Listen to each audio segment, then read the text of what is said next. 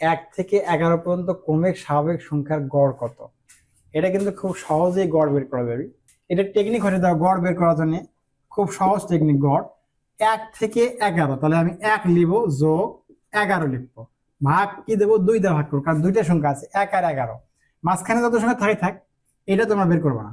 তাহলে থাকবে কত? 12, 12 ভাগ 2, এটা আসবে 6। এইটা গ নম্বর কিন্তু সঠিক অ্যান্সার 6 হয়ে গেছে।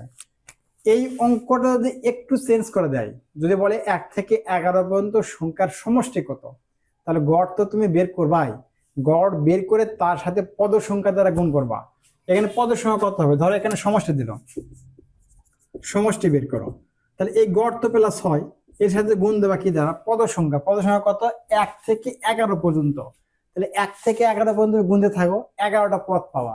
ঠিক তুমি 11 দ্বারা গুণ করবা, 11 দ্বারা গুণ করলে কি পাবা? আর 66 পাবা।